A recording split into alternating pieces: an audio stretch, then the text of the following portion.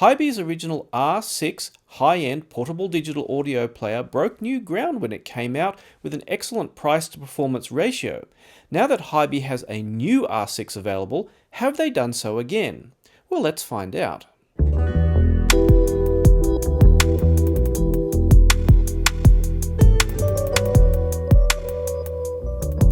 To start with, let's take a look around the actual device itself. Starting with the side, you have the usual power play forward and back buttons, and on top you have a clicky volume control, and this is very nice and flush, so it shouldn't move around if it's in a pocket or pouch or whatever, but there is a kind of a bit of a sharp edge on the metal here, which is maybe not the most ideal, and you might want to put it in a pouch if you're going to be dropping it in your clothes or in a pocket or something, because it might do a little bit of damage in that case. But on the other side, we have a single microSD card slot, which will be a bit of a disappointment for those people hoping to get 2 slots. However, you can get cards up to 1 terabyte now. However, there's only one manufacturer that makes 1 terabyte cards, and that's SanDisk, at least at the time of this video. And that's a problem because some people have been taking low capacity cards and flashing them to say that they're 1 terabyte and selling them for cheap on Amazon. And I have a little video about that called the 1 terabyte Amazon microSD card scam. You can click on a little card I'll put up here and it will tell you about that. I'll also put some links to good quality cards you can use with players such as this and others. And if you see that in the description below, if you click on those links, that'll help me out too, especially if you buy through them. If you're on mobile, you need to click on the little disclosure triangle in the corner to be able to see those. Anyhow, just be aware of that you need to get some good quality cards to use with this. Now, the main thing about the external features on this is the port setup. And if you have seen any other DAP, you'll see it's a little bit different. Now, if we look on the right-hand side, we have our headphone ports as usual, 3.5mm, and the balanced 4.4mm Pentacon, which is my recommended combination and is what should be on portable players going into the future, at least if they do have balanced output. But the interesting thing is on the other side, you have a duplication of those ports which are dedicated for line out. Now, normally line out is a switch in some things, such as the FiiO players, where you switch it in the software, but this has dedicated ports for it and a dedicated circuit. Now, why would you need that, and why wouldn't you just use the headphone ports for line out? Now, they could just do that, but usually to reduce the amplification, and because the load for something for an external device is very different to the load that headphones provide, a dedicated line-out circuit could potentially be a little bit higher quality, but it's unique in that this player has a balanced line-out, which is not something you find on many players these days. And so if you do get a Pentacon to, say, dual 3-pin XLR cable, you could connect this to something like a pair of active speakers or your own balanced hi-fi system, although there are a couple of fairly obscure amps out there that do have balanced input. So it's something unique there if that appeals to you. The interesting thing about the USB-C socket, now USB-C is, well, it's just a connector, but usually on most players we've seen, it has only been a USB 2 socket. Now you don't really need USB 3 on these, it's a fairly useless thing, but this one does have USB 3, and it might provide a small advantage if you're copying, say, a large amount of data to, well, a large microSD card and you're using the DAP to do it. So something to note there. I don't know if it results in more battery drain or what have you, or what actual effect it has, but it's there. And if it appeals to you to actually have that, well, that's what you get. So now taking a look at the interface, I won't go through everything because this is, well, it's an Android player. I mean, if you're used to Android, you'll know what you're already looking at, and if you're used to iOS, well, it's much the same kind of thing. But there are some interesting differences, and the primary one is this is a 1080 screen. So if we compare to something like this M11 Pro I have here, well, this is a 720 screen. You can see that the icons are much smaller. And if I open up something such as Rune, which I have floating around on here, then you'll actually see this is the same screen, the same music. You can see that the text is even quite a bit smaller on the as it's scaled for the new R6. But that makes for, well, I don't know if it's necessarily a benefit, but you can watch YouTube videos in 1080 if you so desire. One of the cool things about watching YouTube is that there's auto rotation in here. So this is the rotation lock on or off, and it will, depending on the setup, will actually rotate the screen. I don't know if I can persuade it to do it, but sometimes in some apps it actually will.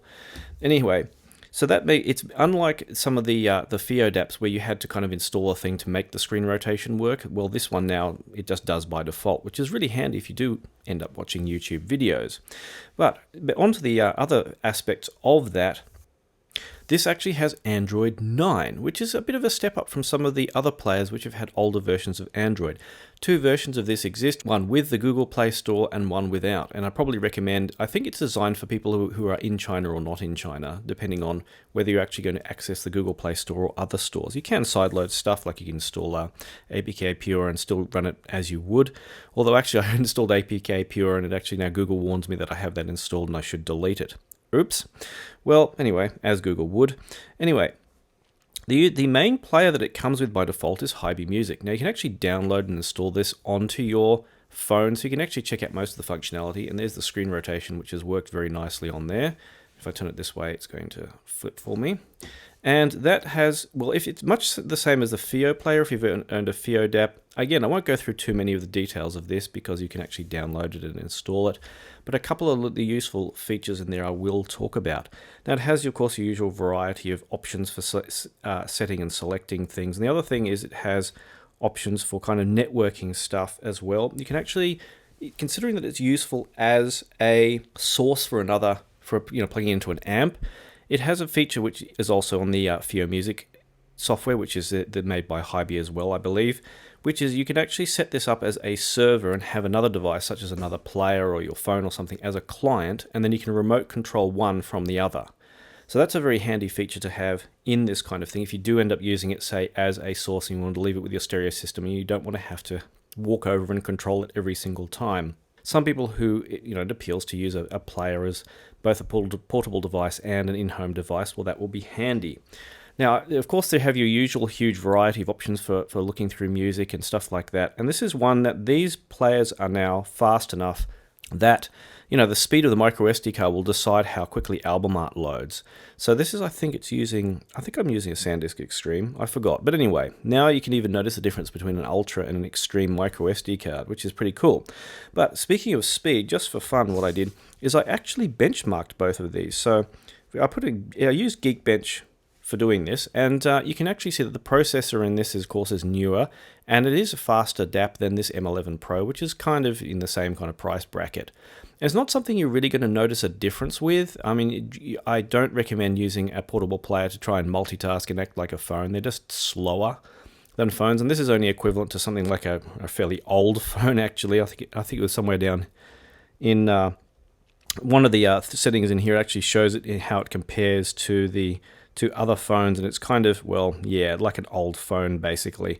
So you're not going to get any major performance out of any of these players. Their focus is playing back music, and to that end, I mean, you can use streaming music as well. I usually load up Tidal offline on these DAPs and use them, say, in the car or somewhere.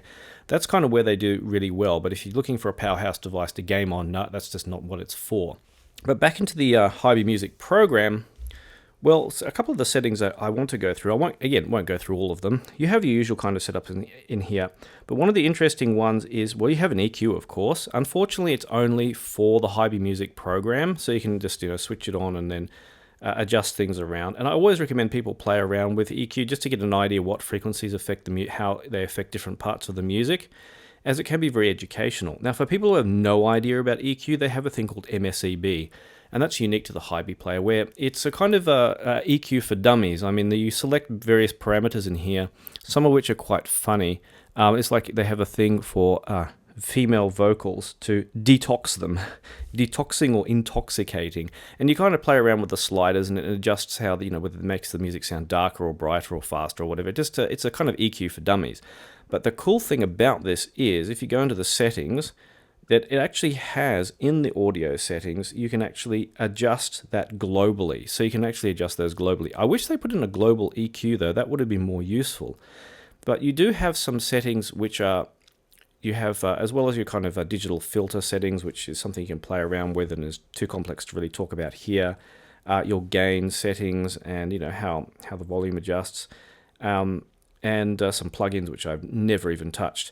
At least you can run the MSEB and kind of use that globally, especially if you're using another app like Spotify or Rune or whatever. Then you can actually adjust that. And a couple of others, of course, DSD gain compensation for those people who care about that, channel balance and max volume. But they do, if you're not one of those pro users who install something like UAPP or similar, which I have running here, where it has, which is the most ideal app for, say, the USB output, then what you can do is at least the Hiby Music one does have some settings for adjusting in here the USB output as required. So if we go down here, it has like a USB output setting. You can change things as required. And that's because, if you hadn't already seen, that actually if you do have some kind of hi-fi system with coax digital input, it does come with a USB to coax adapter.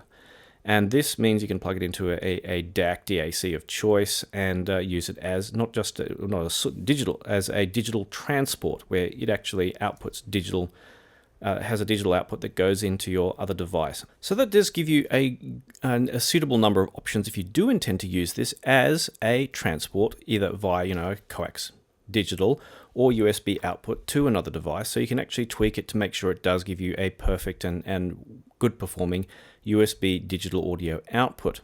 So as far as that goes, well, compared to other DAPs, we've got a 1080 screen and the balanced output. So that's the unique factor of the Hiby R6, the new Hiby R6. So now it's on to what I think of the sound. The first thing I did when listening was the good old hiss test, and this involves a pair of very sensitive in-ear monitors, Campfire Audio's Andromedas, and they tend to pick up hiss out of even very good electronics. So in that, well, I played a special track of just silence, because the amps and things in all portable players, after a few seconds after the music stops, will shut off. So just plugging in a pair of in-ear monitors and you'll hear nothing. So I'm playing the silence track. This was quiet enough that I could actually hear the blood flowing through my head louder than I could hear the hiss coming out of this. So a big pass on this one, and it's about the same level as I got out of FiiO's M11 Pro. So absolutely no problems there. Now, as far as actually sound quality and that kind of thing goes, in terms of in-ear monitor drive, absolutely no issues. It drove, even the good dynamic driver in-ear monitors, which I have here, with absolutely no issues there. And even with multiple balanced armature in-ear monitors such as these, which can sometimes have a bit of a frequency response change if the amplification isn't perfect, absolutely no issues there. Now, the output impedance of these newer portable players, such as the M11 Pro and the new R6, is a little bit higher than 0. There seems to be a bit of there was for a while a big push for close to 0 output impedance. But as things go, the closer you get to 0, the more hiss you get. And if you just go a couple of ohms above 0, it doesn't seem to affect the frequency response of in-ear monitors such as the Andromedas, which can have a different impedance versus frequency, which can interact with some devices in some ways, and you maybe lose bass or something like that. None of that kind of problem with the Andromedas with the new R6. And likewise, the FiiO's M11 Pro, which I've also reviewed. So for in-ear monitor driving, which is probably the primary use you'd have for something like this DAP, no issues there, absolutely great. In terms of kind of sound quality performance, like resolution, well, I compared it to its nearest kind of competitor in this price, the FiiO M11 Pro, as I've already mentioned. Now, if you want the short answer, the performance is about basically the same. So as far as price bracket goes, the performance is kind of on the same level. There are some subtle differences because, of course, the M11 Pro has an AKM DAC in it, and it has a THX amp in it, and this has a Sabre DAC in it, and it has a different amplification system in it. So in that, the AKM DAC THX amp combo is a touch kind of maybe more even and smoother, whereas the R6 has a maybe slightly more aggressive sound with that kind of Sabre DAC sense of slightly more bass and treble. And there's kind of much of a muchness. I mean, it was kind of nitpicking between them. If you plug one in and asked me which I was listening to, I wouldn't have a clue probably. Maybe I might notice the slightly more aggression out of the R6 if I did a lot of listening. It's hard to say, but it's one of those kind of fine detail things that some people are curious about and most people don't have to worry about really. But in terms of driving, say, full-sized headphones, that's where there was a little bit of a difference. And, well, maybe I'd say the M11 Pro was slightly better with full-sized headphones, and the R6 maybe not quite as good. The thing is, if you don't listen loud with full-sized headphones, these DAPs are okay. But if you start pushing the volume up towards the maximum, both of them start to get really kind of shouty, and they are not going to perform as well as a desktop amplifier will be with full-sized headphones. So for that, I compared the line-outs using a Pico Power amp. And this is an amp I reviewed actually a really long time ago. I bought this a long time ago. It has It's not like newer amps with all sophisticated circuitry, it's basically an 18 volt amp. It uses two 9-volt batteries. It's beautifully made, and it has desktop headphone driving capability in a compact, and beautiful case. And this was a distinct step above the amplification in either of these DAPs. I mean, using this music, I was listening to this from the Palladians, really, really very classical. It was the Pico Power Drove headphones much cleaner, and you had much better detail and separation from this than the inbuilt amps, especially when you you turn the volume right up. So in that, well, that's where the kind of limitation hits, and it's one of those that, unless you have a really big DAP, maybe like a Cayenne N8, which costs a lot of money, that kind of thing might be do a better job. But again, that's kind of where the limitation hits with these kinds of DAPs at this price level. But, to get a better, more resolving player, you'd have to jump up to something at the kind of like the recent Cayenne N6 Mark II I reviewed, and probably likely the FiiO M15, which unfortunately I haven't had a chance to review. But as you go up over the $1,000 mark, there is a jump up in sound quality. You start to hear more fine details in the music, more nuance and that kind of thing, which, especially with this kind of music, and both of these players, while they do sound really nice, don't have that kind of super high-end resolution ability. Probably the main thing that you get with something like the new R6 versus an M11 Pro is you get more hardware features. You get the 1080 screen versus 720. You get USB 3.1 versus USB 2. And you get, the balanced line out, for example, versus, you only have a single-ended line out if you just want the dedicated line out feature. And you get, of course, the faster processor and Android 9. That's the main thing here. It's like a newer hardware version of something like an M11 Pro, but without the THX amp and with the Saber DAC instead.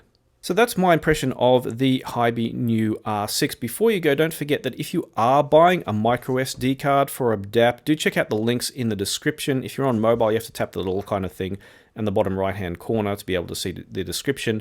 And I'll have links to micro SD cards that will be reliable and good quality and give you good performance. Also, don't forget that these videos are supported by my patrons. If you do have any questions, comments, and other things, or you'd like to be involved, do consider becoming a patron, as you also get my buying advice anytime. You can ask me as many questions as you want, and it only costs me like equivalent to buying me, well, it's actually buying me half a coffee now if you went to a cafe. And I'll happily help you out, and you can be involved behind the scenes too, and suggesting what you'd like me to review, and be involved in the whole review process. So as always, thanks once again for watching, and see you online.